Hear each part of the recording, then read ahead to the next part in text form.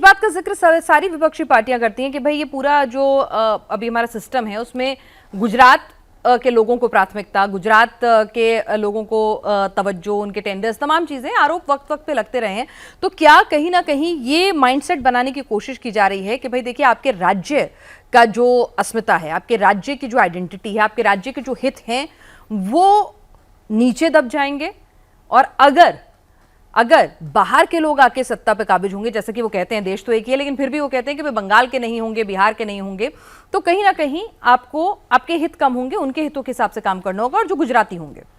देखिए, प्रधानमंत्री मोदी की कैबिनेट में कितने गुजराती लोग हैं? अमित शाह के अलावा आप बता दीजिए कौन ऐसा बड़ा प्रोमिनेंट गुजराती चेहरा है वहाँ पर? बाकी राज्यों को कितना प्रतिनिधित्व मिला है? प्रधानमंत्री मोदी का गुजरात से सांसद है, प्रधानमंत्री चाहते तो गुजरात से सांसद बन जाते हैं, प्रधानमंत्री मोदी तो बनारस से सांसद है। तो प्रधानमंत्री मोदी अगर दो बार से, अगर आप 2014 देखें, 2019 देखें, 2024 देखें, बनारस से चुनाव लड़के उत्तर प्रदेश का प्रतिनिधित्व कर रहे हैं प्रधानमंत्री मोदी, गुजरात का प्रतिनिधित्व नहीं कर रहे हैं, तो ये बताता है कि प्रधानमंत्री मोदी गुजरात के बाहर भी देखते हैं। और इस तरीके से ये आरोप लगाना कि भाई गुजरात के पास चला जाएगा, मुझे लगता है जब मुख्यमंत्री थे नरेंद्र मोदी उस समय आप गुजरात को लेकर तमाम आपने आरोप लगाए, उसके बाद देश की जनता ने उस गुजरात के बेटे के ऊपर भरोसा कर जिम्मेदारी सौंपी है, तो वो देश के प्रधानमंत्री है। प्रधानमंत्री मोदी को गुजरात के दृष्टिकोण से देखना ठीक नहीं है, और भारतीय जनता पार्टी पर इस तरह से आरोप लगाना, मुझे लग रहा है कि आप अपने मुद्दों पर चुनाव लड़ी। ममता बनर्जी 15 साल जो काम किया है, ममता बनर्जी उस पर कहे कि मेरे 15 साल का काम देखिए, और प्रधानमंत्री मोदी के 11 साल का आप काम देख लीजिए कि क्या है। ममता बनर्जी कहे कि 15 साल का मेरा शासन देखिए, और गुजरात के मुख्यमंत्री रहते नरेंद्र मोदी का जो काम है आप उसकी तुलना कर लीजिए। तो मुझे लग रहा है अगर अपने शासन पर अगर ममता बनर्जी चुनाव लड़ती तो बिहार, बंगाल की जनता को भी लगता, कुर्सी को आपको सैनिटी रखनी है कि वो एक राज्य की नहीं हो, पूरे देश के प्रधानमंत्री है, वो 140 करोड़ भारतीयों का रिप्रेजेंटेशन कर रहे हैं। लेकिन ठीक है, राजनीति है, राजनीति में एक मिसकंसेप्शन जो है वो बनाने की पूरी कोशिश हर पार्टी जो है अपने अपने स्तर पर चुनाव जीतने के लिए करेगी। प्रशांत किशोर से बिहार वर्सेस गुजरात की बात करेंगे, महुआ मोइत्रा कहेंगी कि बंगाल वर्सेस बिहार है। भले ही महुआ मोइत्रा तो इस हद तक चली जाएंगी कि उसमें आजादी के महानायकों का अपमान हो रहा है, वो उससे भी गुरेज नहीं करेंगी, उसको भी लेकर वो आंकड़े पेश करेंगी, जो कि वाकई में अपने आप में बहुत अच्छे टेस्ट में नहीं रहता है। कम से कम आपको जो कुछ करना है अपने साथ कीजिए। स्वतंत्रता सेनानी, आज़ादी के जो महानायक हैं, उनको आप इस पिटी पॉलिटिक्स से तो कम से कम आप दूर रख सकते हैं। बहरहाल अब बात करते हैं, सर आपने जिक्र किया पोलराइजेशन का भी। रामनवमी का जुलूस, उससे पहले नंदीग्राम में जो तोड़फोड़ हुई, फिर ये मुर्शिदाबाद में जिस तरह के हालात बने हैं, दीदी का वोट बैंक, मुस्लिम वोट बैंक कहा जाता है कि वो इंटैक्ट है। तो ये दंगे जो हैं वो क्या करेंगे, किसके लिए सेंटिमेंट अराउज करेंगे? देखिए, ये कहा जाता है कि ममता बनर्जी का मुस्लिम वोट बैंक बहुत मजबूती के साथ ममता बनर्जी के साथ खड़ा है, इसमें कोई दो राय नहीं। ममता बनर्जी इस बात को जानती है। ममता बनर्जी को अपने मुस्लिम वोट बैंक का डर नहीं है। ममता बनर्जी को डर है कि जो बाकी हिंदू का जो वोट बैंक, जो भारतीय जनता पार्टी का मजबूत वोट बैंक तमाम राज्यों में रहा है, और भारतीय जनता पार्टी बंगाल के अंदर भी उसे अपने वोट बैंक के रूप में दिख रही है। अगर वो जो ममता बनर्जी के साथ 10 से 12%, 15% जुड़ा हुआ, अगर वो खिसक गया तो ममता बनर्जी के लिए कितनी बड़ा संकट होगा। ममता बनर्जी इस बात को समझ रही है। सिर्फ 30% के वोट पर ममता बनर्जी सरकार नहीं बना सकती। ममता बनर्जी इस बात को जानती है। एक भद्र लोग जो ममता बनर्जी के साथ जुड़ा रहा, और अब जो मुस्लिम वोट बैंक ममता बनर्जी के साथ था, उसमें एक सबसे बड़ी चुनौती तो अब हुमायूं कबीर उसके अंदर दे रहे हैं।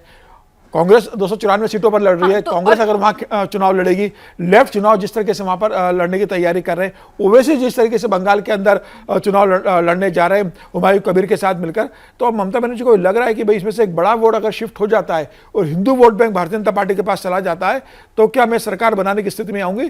तो यही डर ममता बनर्जी के साथ है। और भारतीय जनता पार्टी का बहुत स्पष्ट है कि 30% वोट बैंक ममता बनर्जी के साथ बना रहे, लेकिन हिंदुत्व की बात जो भारतीय जनता पार्टी करती है, राष्ट्रीय स्वयं संघ करता है, प्रधानमंत्री मोदी जिसकी बात कर रहे हैं और बता रहे हैं कि इस बार अगर सिविलाइजेशन का चुनाव है, अगर आप इस बार नहीं चाहते तो बंगाल की स्थिति क्या होगी ये आप समझ सकते हो। जो 30% वो 38 से 40% पहुंचने में समय नहीं लगेगा। 5 साल हिंदुत्व के लिए बहुत महत्वपूर्ण है बंगाल में। तो मुझे लग रहा है वहाँ के हिंदुत्व के लोग भी इस बात को समझ रहे हैं, और ममता बनर्जी को वही डर है कि अगर भारतीय जनता पार्टी की अपील अगर काम कर जाती है तो ममता बनर्जी के लिए सरकार बनाना बहुत मुश्किल होगा। ठीक है, और क्योंकि वोट बैंक, अगर हम अपने दर्शकों को थोड़ा समझाने की कोशिश करें कि बीजेपी का एक अलग वोट बैंक होगा, ममता दीदी का जो वोट बैंक है, जो मुस्लिम वोट बैंक है, वो कहीं ना कहीं उसमें सबकी निगाहें, वो बीजेपी उसको टच नहीं करती है। बीजेपी कहती है वो जो मुस्लिम बहुल सीटें हैं उसमें तो वो चुनाव लड़ ही नहीं रही है, उसका फोकस ही अलग सीटों पर है। उनको पहले वो मान के चलती है कि उसके खाते में नहीं जा सकती हैं। तो वो वोट बैंक जो है उसके दावेदार बहुत ज्यादा आ गए हैं अब। तो यानी कि अगर सेंधमारी होगी, बीजेपी का वोट बैंक अलग है, बीजेपी को भद्रलोक में सेंधमारी करनी है, लेकिन जो दीदी का मुस्लिम वोट बैंक है लगभग 30% बंगाल के अंदर, उसमें सेंधमारी करने में कांग्रेस भी है, ओवैसी भी है, हुमायूं कबीर भी है, लेफ्ट भी है। तो अगर 2-3% भी इधर उधर हुआ तो सीटों का बड़ा झोल हो जाएगा सर। निश्चित रूप से देखिए, भारतीय जनता पार्टी इस बात से निश्चिंत है कि भाई मुसलमानों का वोट उनको नहीं मिलता है, लेकिन भारतीय जनता पार्टी इस बात की भी कोशिश कर रही है कि ममता बनर्जी के पास 30% मुसलमानों के अलावा 10% महिलाओं का जो वोट बैंक है, जो तमाम तरह की योजनाएं ममता बनर्जी ने महिलाओं के लिए चला के रखी है, इसके अलावा 10% का भद्र लोग का जो वोट बैंक है, जो बंगला अस्मिता की बात करता है, जो हिंदुत्व की बात नहीं करता, जो उन्हें लगता है कि बंगला अस्मिता की जो बात करते हैं और भारतीय जनता पार्टी के हिंदुत्व से जो थोड़ा दूरी बनाकर चलते हैं, वो जो 20% का वोट बैंक, 10% बंगला अस्मिता की बात करने वाले और 10% महिला वोट बैंक, उसको भारतीय जनता पार्टी तोड़ना चाहती है।